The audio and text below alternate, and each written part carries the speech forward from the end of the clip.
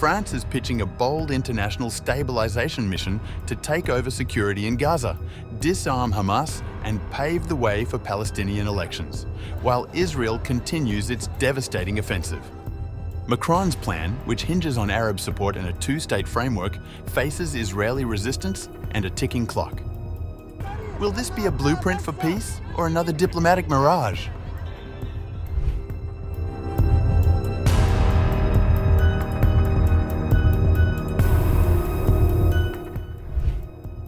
France is advancing an initiative aimed at establishing an international stabilisation mission that would replace the IDF in Gaza and work to disarm Hamas after the war ends, according to a draft of the proposal obtained by The Times of Israel. The proposal aims to operationalise an internationally backed declaration from July calling for a two-state solution, the disarmament of Hamas and the gradual transfer of internal security in Gaza to the Palestinian Authority.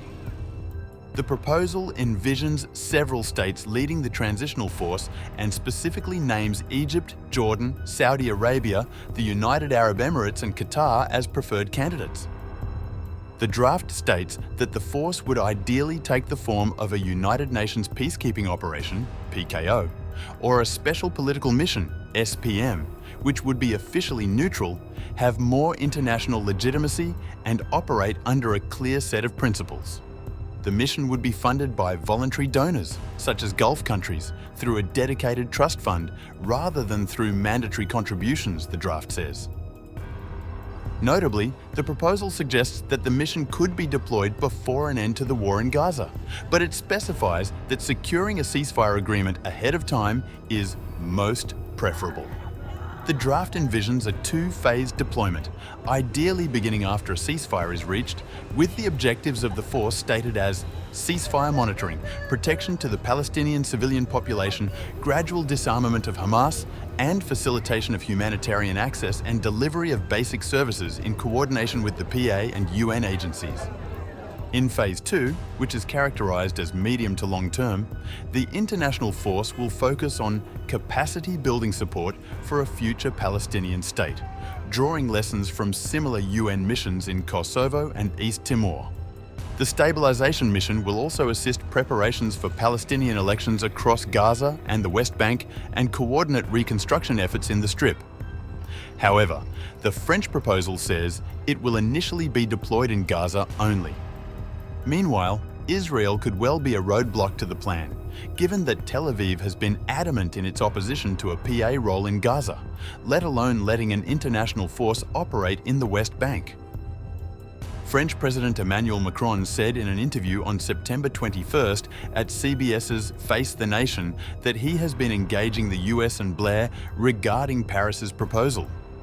He argued that his decision to recognize a Palestinian state in the coming week was critical to getting Arab countries on board to contribute to the security mission needed to disarm Hamas. He stressed that the core element of the French security plan is the dismantling of Hamas. There is no other option if you want to fix the situation. Disarm Hamas, demobilize its fighters, and organize a DDR process to be sure that Hamas will never be involved in the government, with some key people leaving Gaza and some others de-radicalized. In order to do so, you need these international forces to be here. Meanwhile, Israel was disgruntled by the Commonwealth nations' recognition of Palestine.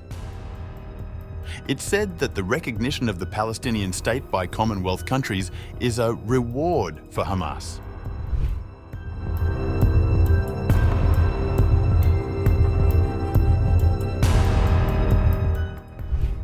As the ongoing Israel-Hamas war continues to escalate, the Palestinian militant group on September 20th released a photo showing 47 Israeli captives that it claimed was taken during Israel's latest military offensive in Gaza City. The image was accompanied by an Arabic caption that said it was a farewell photograph of the captives. Because of Israeli Prime Minister Benjamin Netanyahu's intransigence and Chief of General Staff Eyal Zamir's submission, this is a farewell photo at the beginning of the operation in Gaza. According to TRT World, the Palestinian group shared the photograph on its official website. emphasizing that the fate of the captives lies with the political decisions of Israel's leadership and especially the country's Prime Minister Benjamin Netanyahu. The photograph has been released at a time when many in Israel and elsewhere have been urging Netanyahu to end the war in Gaza. Some even went on to accuse the Israeli premier of dragging out the war for the sake of his own political survival, ignoring the survival of the hostages.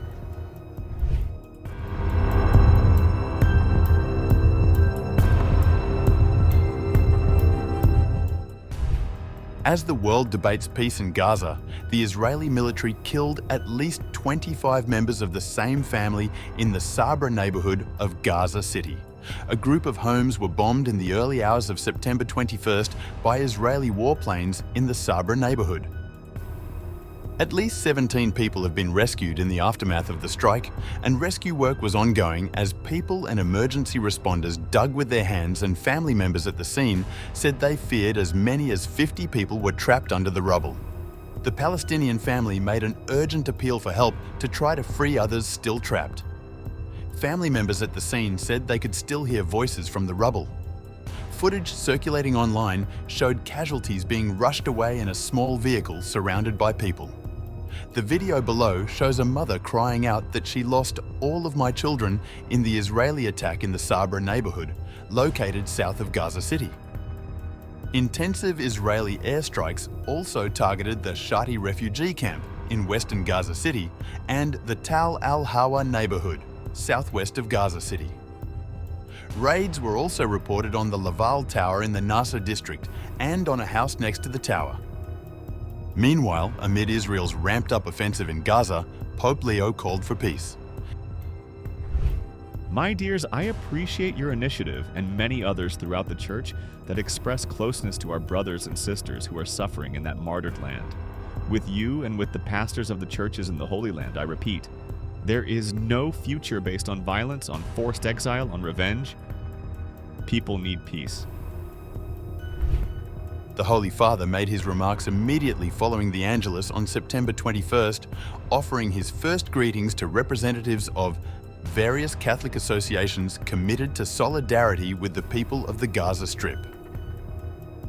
As of September 22, 2025, the Gaza Health Ministry reports that at least 65,283 Palestinians have been killed in the war since October 7, 2023.